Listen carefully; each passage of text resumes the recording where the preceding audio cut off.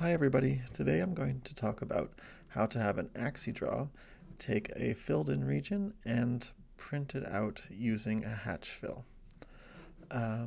First, and the region that we're going to do is this region here. First we'll talk about getting Desmos to create the region that the AxiDraw can draw. Okay, let's talk about how to make this region first. What I did is I wanted to start out with a region that was formed by overlapping two different inequalities. We've got this red curve, which is x squared minus 2, and we want all the points above it. And we have this blue curve that's negative x squared plus 2, and we want all the points below it. And that's where these inequalities come from. So if you want to make a shape that has both of those two inequalities, you can create one of those inequalities and use the other inequality as a restriction. All right, so here we go. This region right here now has both of those two inequalities applied at the same time, but it's now just a closed shape. So let's say we wanted to kick this up a notch and we wanted to make some holes in the shape. Maybe we wanted a hole there, and a hole there, and a hole there. So let's first talk about this hole right now. This hole right now is just a circle. Out of the middle, I chose an appropriate radius so that it would behave nicely. And then I made a restriction. Because I want this to be a hole, I don't want anything that's inside my shape. So I'm going to, instead of defining this shape to be equals, I'm going to say greater than or equals to, and now it's everything that's outside of that shape. All right, same thing with this hole. This hole right here, I moved this circle up higher, and I'd like everything, because I don't want this hole to appear, I want everything that's outside of that hole. And same thing for this last one. I've got a hole down here, and I want everything that's outside of that shape. So I have three different inequalities that I want to be holes in my shape. So I have to go pretty far over. I take my original closed shape, and that's here. And then I add one more restriction for each of the holes. This is the rule for the first hole.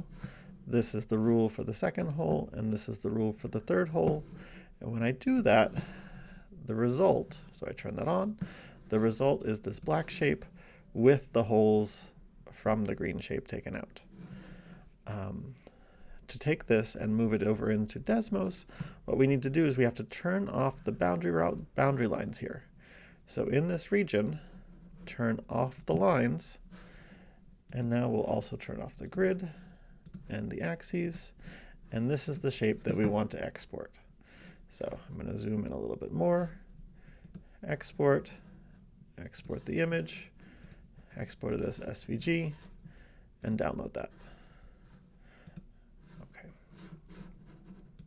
Okay, next step is to import this into Inkscape, which I've done. I now have this shape. I use the import function, import the SVG file.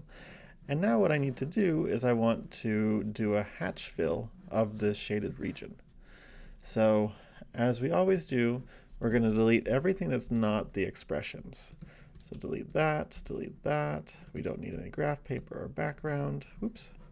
Background. And so what we're left with is this, this region.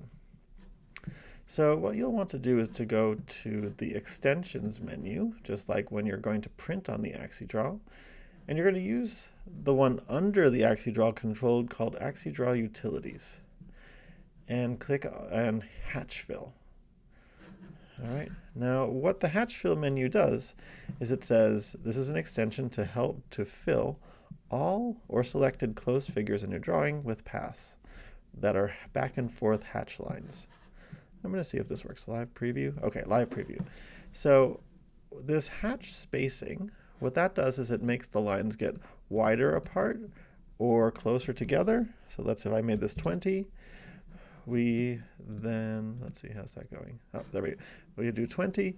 It's going back. The machine will move inside the region back and forth. And maybe we want it to be closer together. We can make the hatch spacing 5. And this goes back and forth and back and forth and back and forth. And you can see here that there's an angle here. The hatch angle is 45 degrees. There's an option to crosshatch, and that's going back and forth in both 45 degrees and negative 45 degrees. But we could change the angle here. Let's say we made it 0. Turn off the crosshatch. Make it 0. It's going horizontally. If we make it 90 degrees, then it's going vertically. And the crosshatch here would do both vertically and horizontally.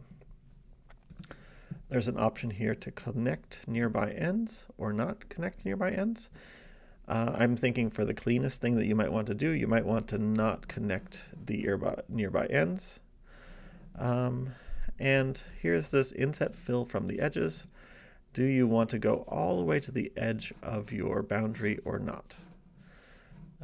So once you've gotten this shape and the hatch fill to be the way you want, you can click Apply.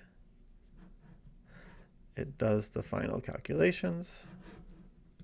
And you can see now, if we turn off the, let's see, what do we want to do? We want to go and turn off. Let's go in here. Okay, so what it did is we can turn off this path and turn off this shape right here. And now all that's left are the paths going back and forth and back and forth. And that's what you want to print onto your page. And that will fill in your region using the lines. If the lines are close together and you have a thick pen, it will end up going back and forth and shading the area exactly the color you want. If you you may have to adjust how far apart these lines are based on how thick your pen is.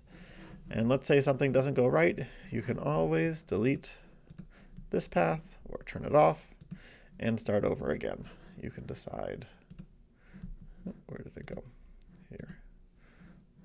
Turn off one of them, turn off this one, and we're now back at this, and you can use the hatch fill extension again. All right, that's it for today. I hope this helps you use your AxiDraw to shade a region. All right, talk to you later. Bye.